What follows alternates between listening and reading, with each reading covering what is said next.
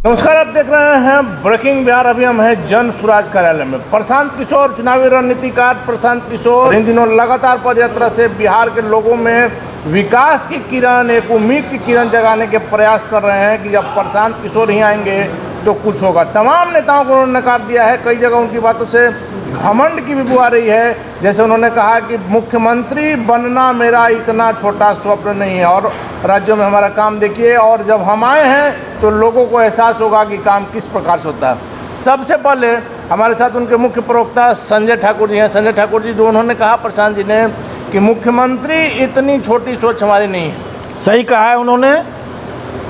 मुख्यमंत्री बनना उनका सपना नहीं है। उनका सपना है बिहार की तकदीर और तस्वीर को बदलना।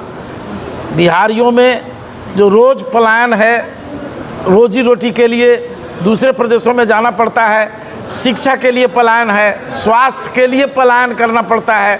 न यहाँ स्वास्थ्य की अच्छी सुविधा है, न शिक्षा की अच्छी सुविधा है, और रोजी रोटी का तो खैर यहाँ सवाल ही नहीं है। तो ऐसी स्थिति में जो पलायन निरंतर जारी है, तो बिहार के बेटा होने के नाते आदरणीय प्रशांत किशोर जी यहाँ आए हैं और बिहार के जन जन को जगाने का काम पदयात्रा के माध्यम से कर रहे हैं। लेकिन संजय ठाकुर जी, लगातार हमारे जहन में भी यह सवाल आता है, हमने कई बार आपसे बात भी किया है। आपको याद होगा बैलेट पेपर का ज़माना, जब बाहुबली नेताओं के लिए काम करते थे। कुछ दिनों बाद जब बूथ लूटने के बाद उनको एहसास हुआ कि जब हम संजय ठाकुर, उदाहरण के तौर पर आप मान लीजिए कि संजय ठाकुर के लिए अगर हम बूथ लूट रहे हैं तो वही बूथ लूट करके हम नेता बन सकते हैं। क्या प्रशांत किशोर जी, चुनावी रणनीतिकार, अपना काम करते करते अथाह पैसा भी कमाया, नाम भी कमाया, उनके मन में हुआ कि नीतीश कुमार को जब हम आगे बढ़ा सकते हैं, प्रधानमंत्री मोदी के लिए भी काम किया, ममता बनर्जी के लिए काम किया, कई राज्यों में काम किया, सबों का नाम हम नहीं लेना चाह रहे हैं, तो नहीं माना जाए कि प्रशांत किशोर के दिमाग में आ गया कि कॉन्सेप्ट यही है इसलिए हम ही बन जाए? नहीं, अब इसमें आपको समझना होगा और आपके माध्यम से मैं पूरे संपूर्ण बिहार वासियों को ये बताना चाहता हूँ कि आदरणीय प्रशांत किशोर जी निश्चित रूप से अगर लोकप्रियता के शिखर तक पहुँचे हैं, राष्ट्रीय और अंतर्राष्ट्रीय स्तर पर उनकी प्रसिद्धि बढ़ी है, तो वो चुनावी रणनीतिकार के रूप में उनकी जो भूमिका रही है और कुशल चुनावी प्रबंधक के रूप में जो उनकी पहचान बनी है, इसी के कारण आज विश्व प्रसिद्ध हैं। रही बात स्वयं नेता बनने की, तो प्रशांत किशोर नेता बनने नहीं, लोगों को नेता बनाने आए हैं। वो इसलिए कि जब चारों तरफ देश के दूसरे प्रदेशों में जब वो सरकारें बना रहे थे, तो उनको ये महसूस हुआ कि हमारे बिहारी भाई हर प्रदेश में मजदूर के रूप में काम कर रहे हैं, ये पीड़ित हैं, शोषित हैं, और यहाँ उनकी पीड़ा को, उनकी परेशानियों को इन्होंने देखा तो इनका हृदय परिवर्तित हुआ और इनके हृदय में आया कि अब ये रणनीति का काम छोड़ करके जनता को समझाएंगे, बिहारियों को समझाएंगे, और बिहारियों को में से चुनकर सही लोग, सही सोच, और जिसमें बिहार को बदलने का जज्बा होगा, वैसे लोगों को संकलित करेंगे और तब एक बेहतर बिहार का निर्माण करेंगे। इस सोच के साथ वो आए हैं और वो नेतृत्व पैदा कर रहे हैं हर गांव से, हर इलाके से। आ रहा है पदयात्रा में, आप लोगों को समर्थन मिल रहा है। जब पदयात्रा में जब घूमते रहे, पदयात्रा करते रहे, तो जिस तरह से लोगों का सैलाब उनके साथ आया, हर जाति धर्म मजहब के लोग उनके साथ जुड़ते गए और उनकी बातों को सुन रहे हैं, समझ रहे हैं, अमल भी करने को तैयार हैं, और उसी में से सही लोग निकाले जा रहे हैं जिनको राजनीतिक प्लेटफॉर्म दिया जा रहा है। सपना नहीं बेच रहे हैं, कैसे माना जाए? दो बात अभी हम आपसे कहना चाहेंगे। एक तो प्रशांत जी ने कहा है कि किसी के पास इतनी दौलत नहीं है कि हमको खरीद सके, चलिए सही कहा है, ठीक है। दूसरी बात उन्होंने कहा है कि हम तब मानेंगे बिहार में विकास हुआ है दूसरे राज्य के लोग यहाँ पर आकर के नौकरी करेंगे, रोजगार। एकदम सही कहा है। सपना दिखा रहे हैं क्या? नहीं, सपना नहीं है, ये हकीकत है। चूंकि अभी तक आज़ादी के बाद से लेकर आज तक मजदूर सप्लाई का प्रदेश रहा है, मजदूरों का निर्यात यहाँ से होता रहा है। कांग्रेस की हुकूमत रही, उस जमाने में भी वही स्थिति रही, हमारे लोग पलायन करने को मजबूर रहे। 15 वर्षों तक लालू यादव जी का आतंक राज रहा। उस जमाने में भी समाजवादी सरकार, तथा कथित समाजवादी सरकार थी, उसने गरीबों के लिए कोई काम नहीं किया। 17-18 वर्षों से नीतीश कुमार और भारतीय जनता पार्टी गठबंधन की सरकार चल रही है। इन लोगों ने भी बिहार के उत्थान के लिए कोई काम नहीं किया। और 10 बरस से नरेंद्र मोदी जी भारत के प्रधानमंत्री हैं उनकी भी नज़र बिहार पर नहीं है और ये लोग बिहार को अपनी किस्मत पर रोने के लिए छोड़ रखा तो है। माना जाए कि आप लोग आइएगा तो बिहार विकसित राज्य सही अर्थों में होगा। एकदम होगा, इसलिए होगा कि आदरणीय प्रशांत किशोर जी का ऐलानिया तौर पर ये संदेश है बिहारियों के लिए कि जब तक बेहतर शिक्षा नहीं होगी, उच्च स्तरीय शिक्षा की व्यवस्था नहीं होगी, तब तक गरीबी नहीं मिट सकती है। तो हमारी योजना है कि हम हर ब्लॉक में, हर इलाके में नेतरहाट से भी ज़्यादा बेहतर शैक्षणिक ब्लॉक में नेतरहाट वाली सुविधा देंगे। हर ब्लॉक में एक नहीं, जहाँ जिस ब्लॉक की आबादी ज़्यादा होगी जरूरत पड़ेगी 5, इसलिए और हम नेतरहाट से भी बेहतर स्तरीय विद्यालय की स्थापना कराएंगे ताकि आम आवाम के बच्चों को पढ़ाया जा सके, उसको बेहतर और काबिल बनाया जा सके। ये शिक्षा व्यवस्था हमारी होगी। हम अस्पताल का बेहतर इंतजामात करेंगे ताकि आम आदमी को अपने गांव के अगल बगल में ही बेहतर सुविधा मिल सके, उसको कहीं जाना नहीं पड़े। और सब एक मिनट आप भी के प्रश्न का पूरा नहीं हुआ, आपका प्रश्न लंबा था इसलिए पारा पारी मैं जवाब दे रहा हूँ। आपने कहा कि क्या बेरोजगारी खत्म हो जाएगी, तो निश्चित रूप से बेरोजगारी खत्म होगी। बेरोजगारी तो सरकारी नाइंसाफ़ी के चलते बढ़ाई गई है बिहार में। अगर सरकारें चाहती तो बेरोजगारी यहाँ ख़त्म हो गई होती पहले ही, चूँकि कल कारखाना नहीं खोले जा रहे हैं और बेरोजगारों को रोजगार के लिए संसाधन मुहैया नहीं कराया जा रहा है। सबसे बड़ी बात है CDR आप जानते होंगे, कैश डिपॉजिट रेशियो। तो कैश डिपॉजिट रेशियो मात्र 40% बिहार में इन्वेस्ट हो रहा है, बाकी 60% बड़े बड़े उद्योगपतियों को दिल्ली, बम्बई, कलकत्ता को चला जा रहा है। लेकिन अभी हम आपसे बात प्रशांत जी की सरकार जब बनेगी, जब जन सुराज की सरकार बनेगी, तो हम बैंकों का गेट खोलेंगे बेरोजगारों के लिए और ताकि आप लोन दीजिए, यहाँ का पैसा जमा होगा तो यहीं के लोगों को यहीं होगा और यहाँ इतने कल कारखाने खोले जाएंगे कि बेरोजगारी नाम का अभिशाप समाप्त। हाँ, अभिशाप। इन दिनों जो आप लोग का एक्टिविटी चल रहा है, इसे तो पद यात्रा के द्वारा प्रशांत जी ने काफ़ी लोकप्रियता हासिल की है। इन दिनों विशेष करके जो चल रहा है, सबसे है कुछ जो मेन बातें उस पर प्रकाश डालना चाहेंगे। दलित बस्ती में जाकर के आप लोग शिक्षा का अलग जगा रहे हैं। जी, इसके लिए हमारे यहाँ समता प्रेरक को बनाया जा रहा है हर ज़िले से, हर ब्लॉक से, और वो समता प्रेरक दलित समुदाय के लोग हैं जो अंबेडकर विचारधारा के लोग हैं और उन लोगों को आदरणीय प्रशांत किशोर जी ने उनसे मीटिंग करी है, उनसे बातचीत करी है, उनका प्रशिक्षण चल रहा है। आदरणीय प्रशांत जी का कहना है कि जिस तरह से बाबा साहब भीमराव अंबेडकर ने ये स्लोगन दिया था कि शिक्षित बनो, संगठित हो और संघर्ष करो, तब जाकर के कल्याण हो सकेगा।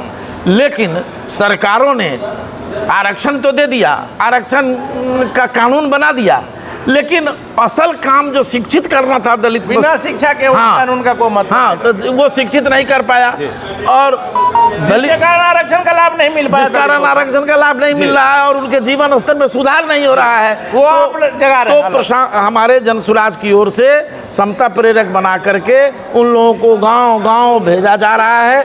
दलित बस्तियों में जाकर के उन्हें संकल्प कराना है हर परिवार से कि हम अपने बच्चों को निश्चित रूप से कल से विद्यालय भेजेंगे, इसको पढ़ाएंगे, पेट काट के पढ़ाएंगे, जैसे पढ़ाएंगे लेकिन इसको पढ़ाएंगे ताकि आपका जो अधिकार है वह शिक्षा, ताकि उनका जो अधिकार है वो अगर शिक्षित हो जाएंगे तो उनको मिल सके। खेल के मामले में भी इन दिनों आप लोग वॉलीबॉल का टूर्नामेंट जो है हर जगह कराने की बात कर रहे हैं। जी, पटना में शुरू भी हो जी, आदरणीय प्रशांत किशोर जी के निर्देश पर ये अभियान चल रहा है। ये जन सुराज फाउंडेशन हमारा एक संगठन है जिसके तत्वावधान में ये आयोजन हो रहा है। इसका मकसद है कि हर गांव से खेलने वाले बच्चे, नौजवानों को प्रोत्साहित किया जाए, क्योंकि खेल से मानसिक विकास, शारीरिक विकास और बौद्धिक विकास होता है।